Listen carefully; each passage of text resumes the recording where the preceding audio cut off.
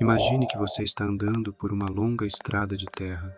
É o mesmo caminho que seus pais percorreram tempos atrás. E eles adoram contar como a jornada é muito mais fácil hoje e que tudo o que você precisa fazer é continuar caminhando pelo trecho à sua frente, usando as conquistas que seus pais alcançaram como pontos de referência como parte de sua jornada. Mas conforme os anos passam e a estrada se estende, eles parecem cada vez mais distantes. Às vezes uma tempestade sopra e você tem que esperar que ela passe, ou a estrada muda e parece como se você fosse caminhando por um pântano que você olha para cima, percebe que não foi além do que estava há um dia, um mês, um ano atrás. Há uma boa razão para a geração Z ser a geração mais apática, cínica e desapegada da história viva. Hoje é muito mais difícil encontrar um relacionamento significativo, comprar uma casa, começar uma família, conseguir um bom emprego.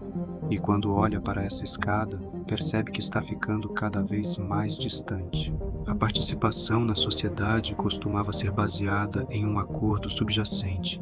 Em gerações anteriores, se você prestasse atenção na escola, trabalhasse duro e tratasse as pessoas com respeito, eventualmente tudo se encaixaria.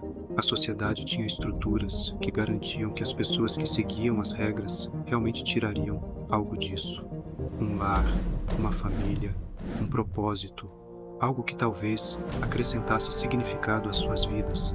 Mas nas últimas décadas, tudo isso foi sistematicamente eliminado. Foi a mentira que disseram enquanto cresciam. É claro que todo mundo tem que crescer, mas a quebra dessa ilusão foi particularmente traumática para a geração Z, quando crianças disseram que poderiam fazer qualquer coisa, que o mundo era um lugar onde tudo isso se tornaria realidade. Mas a realidade em que realmente cresceram estava longe de ser um paraíso, e a maneira como aprenderam sobre ela foi como mergulhar direto no fundo do poço. As visões de mundo das pessoas se expandiram apenas algumas centenas de anos. As coisas que as pessoas aprenderam e sabiam sobre o mundo se encaixavam de forma quase que automática com outras pessoas ao seu redor e construíam as suas próprias crenças baseadas inteiramente em seu próprio pequeno mundo. A estrutura e as tradições foram transmitidas à geração Z e à sua comunidade, e então tudo foi lançado no caos. O Iluminismo e a Revolução Científica destruíram os fundamentos dessas visões de mundo religiosos e tradicionais, e suas vidas ficaram mais complicadas à medida que a religião perdeu seu papel dominante, à medida que o mundo se modernizava lentamente, e as estruturas tradicionais da sociedade eram substituídas pelos ideológicos. A lealdade e o lugar das pessoas mudaram de sua comunidade para seus estados-nação, e as ideias que eles defendiam, mesmo no século XX, embora sua visão do mundo ainda pudesse permanecer consistente, a maioria das pessoas ainda tinha um caminho claro para suas vidas e uma maneira clara de pensar na vida compartilhada entre as pessoas que conheciam. A internet e o acesso à mídia de massa de todo o mundo destruiu tudo isso. Em vez de um sistema de crenças dominar nossas vidas, há milhares de desejos falsos para escolhermos em vez de uma experiência consistente. Fomos expostos a milhões de visões subjetivas de pessoas diferentes sobre a vida quando completam 12 anos.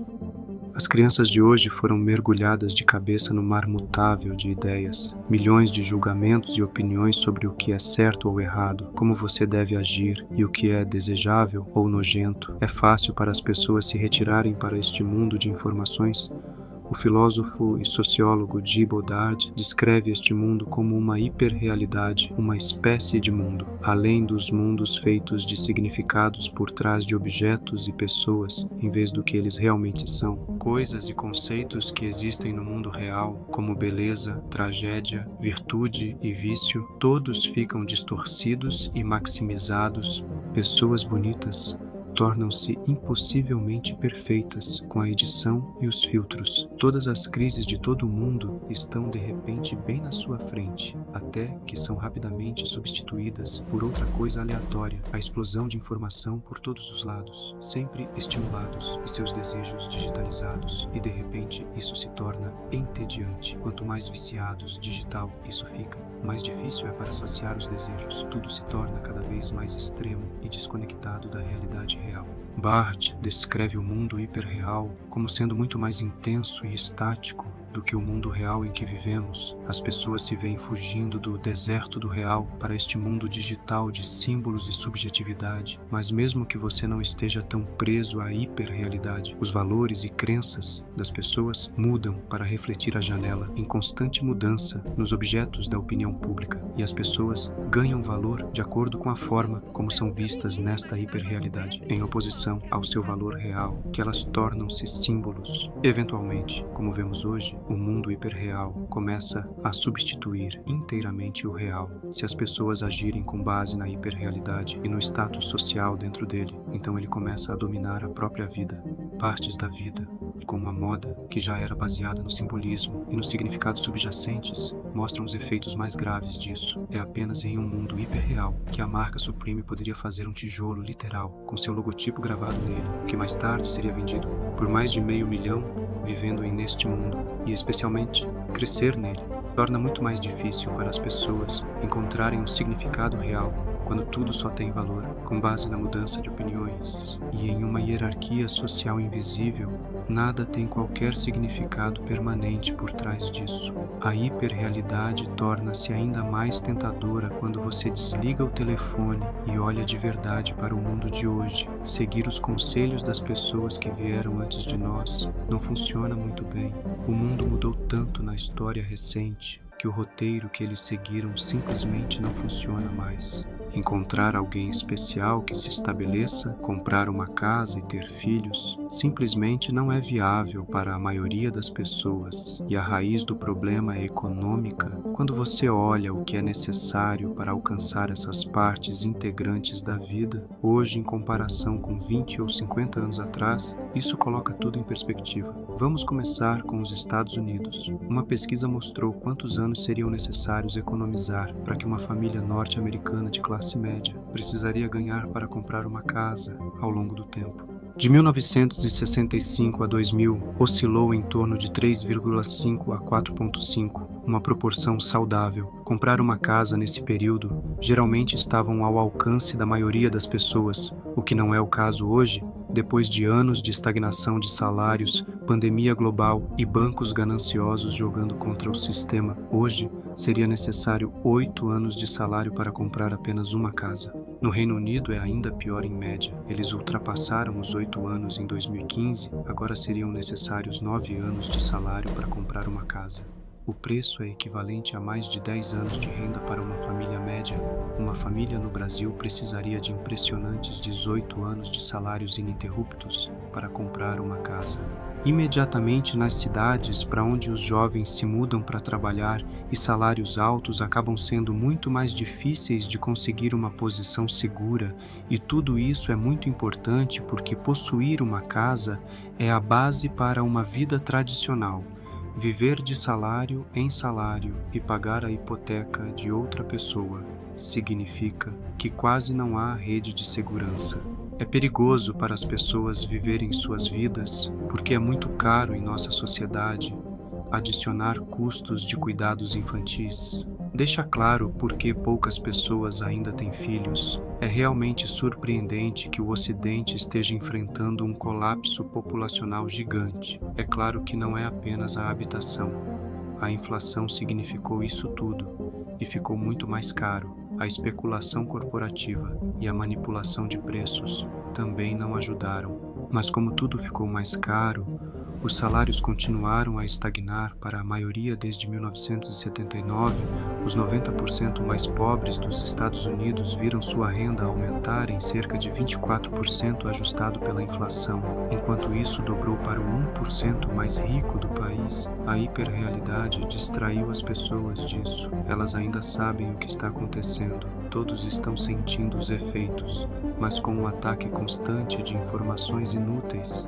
Você é impotente para fazer qualquer coisa a respeito. Apenas é engolido pelo ciclo constante. Ele atua como um arquivo de liberação para a indignação legítima das pessoas. A raiva e as emoções reais que teriam sido convertidas em ação real acabam no cyberespaço. Em vez disso, lá se juntam aos bilhões de outras opiniões e desaparecem no ruído de fundo. As coisas passam tão rápido que não somos capazes de processá-las. Os humanos simplesmente não foram feitos para lidar com tantas coisas ao mesmo tempo, e como resultado, a hiperrealidade parece um borrão, como se você estivesse viajando por isso tudo tão rápido que você só tem uma noção das emoções subjacentes. Os algoritmos manipulam isso ainda mais e empurram mais e mais conteúdos que fazem as pessoas se sentirem egoístas, orgulhosas e negativas. O mundo está uma bagunça. Geração Z sabe que são eles que terão que limpar tudo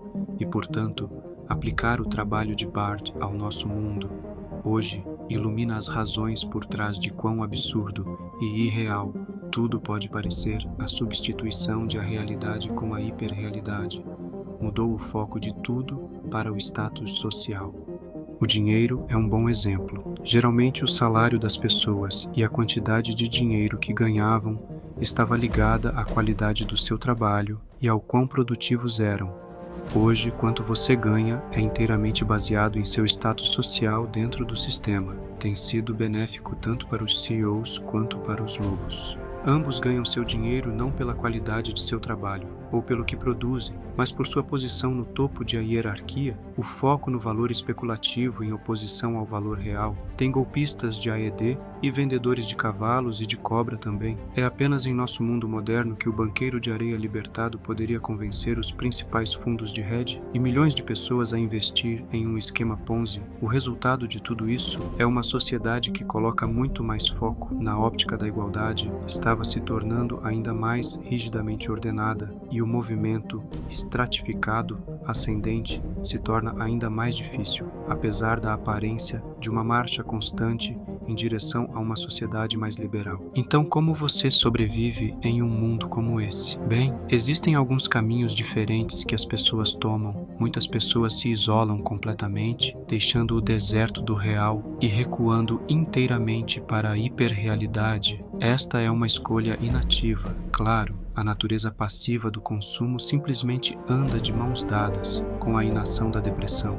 Coisas simples como fazer exercícios e viver a vida se tornam cada vez mais difíceis de fazer à medida que você afunda nesses níveis baixos. Porém, fazer essas coisas é essencial para se libertar. Mas quanto mais deprimido alguém está, mais difícil se torna fazer isso. E o isolamento a longo prazo faz com que cada dia fique mais difícil reverter essas sensações e sentimentos. A jornada de cada um é sua, e o que as pessoas têm é sua própria força pessoal. E as pessoas ao seu redor encontram uma natural razão para se libertar e seguir em frente é completamente diferente. Embora seja algo que os filósofos têm tentado resolver durante milhares de anos com resultados medianos, hoje existem algumas abordagens gerais que as pessoas tentam usar para encontrar algum tipo de significado. Uma abordagem tem sido defendida por pessoas como Andrew Tate para abraçar a hiperrealidade ao máximo. Se o status social é tudo o que importa, então por que não ceder e fazer disso o significado por trás da sua vida também? No exemplo de Andrew sobre a fuga da Matrix, a verdade é mais parecida com o que Cypher fez no filme do que Neo. Cypher decidiu voltar para a Matrix. Ele representou abraçar a hiperrealidade. Ele aceitou que mesmo que o bife que ele estava comendo e a vida que ele estava vivendo fossem falsos e sem sentido, ele poderia muito bem aproveitar os prazeres de construir status social, comprar Bugattis, morar em Dubai, ter encontros vazios com várias mulheres. Pode parecer a vida dos sonhos de um garoto de 15 anos, mas na realidade, o fato de a vida nunca existir é uma imagem idealizada, com pequenas bases em a verdadeira realidade, expressa através de trechos e destaques fortemente editados. E mesmo se você pudesse viver uma vida assim, isso não acrescentaria nenhum significado real à sua vida. Você não tem alma, não tem consciência, não está conectado a nenhum propósito mais profundo com o seu interior. Sempre haverá um carro mais rápido e mais caro para comprar ou uma mansão maior para possuir. Tratar tudo e todos como um objeto de status social também justifica um comportamento horrível e abusivo. Qualquer sistema de crenças e reduz as pessoas a outra coisa inevitavelmente leva à tragédia. Embora abraçar a hiperrealidade não é a resposta, rejeitá-la completamente também não é. Pareceria ideal apenas pegar seus entes queridos e ir morar em uma cabana em algum lugar onde você seria livre para viver uma vida autêntica na natureza. Mas simplesmente não é muito realista. A maioria das pessoas não pode se dar ao luxo de simplesmente deixar a sociedade e, mesmo que possam, é difícil convencer os outros a se juntarem a você. E ao eliminar uma comunidade, você está eliminando uma das necessidades mais importantes na hierarquia de necessidades de Maslow. Excluir as redes sociais podem ser uma solução menos drástica, mas você ainda estará vivendo em uma sociedade hiperreal, desligando-se da vida e da sociedade. Dessa maneira, pode ser a opção certa para alguns. Para outros, a vida de isolamento é uma decisão nascida do medo de sofrer no que a sociedade se tornou.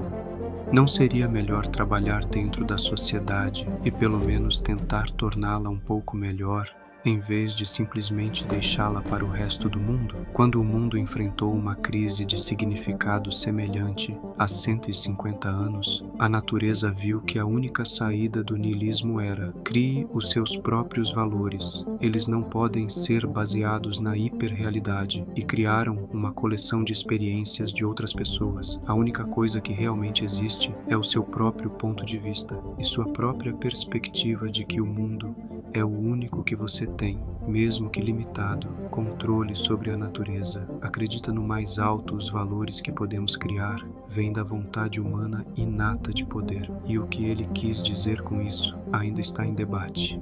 Mas não significa simplesmente forçar tudo e todos à submissão. Em vez disso, uma interpretação deste mundo de poder é o quão bem você pode moldar o mundo ao seu redor para ter poder em sua vida.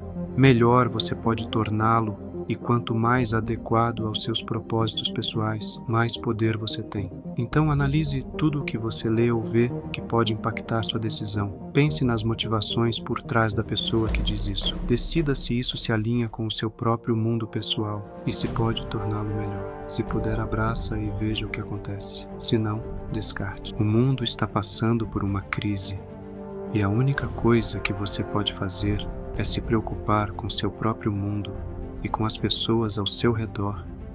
O resto depende do destino.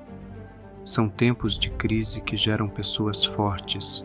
Certifique-se de que você é uma delas. Mas se você estiver realmente interessado, finalmente derrotando seu vício em mídia social de uma vez por todas, acho que você encontrará minha comunidade de interesse. Estou trabalhando ativamente com pessoas que pensam como você para destruir o vício em internet, com ligações individuais e postagens minhas pessoalmente, onde eu ajudo você toda semana a se afastar de uma vida de distrações constantes, onde você pode recuperar seu tempo e aprender mais com a palavra através da Bíblia. Já discuti muitos dos desafios que enfrentaremos, como a solidão, a falta de sentido e as armadilhas da modernidade. E tendo passado por todos esses problemas, usei pessoalmente os melhores filósofos, psicólogos e sociólogos para superar tudo isso e construir o canal que você está assistindo hoje. Porém, todas as respostas mais profundas que encontrei foram as que encontrei estudando a Bíblia.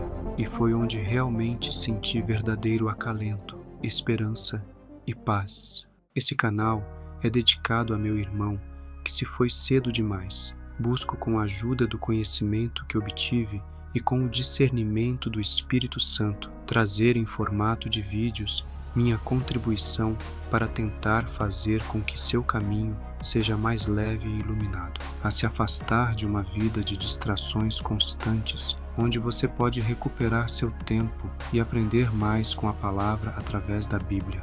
Tenha fé, não medo. Amém?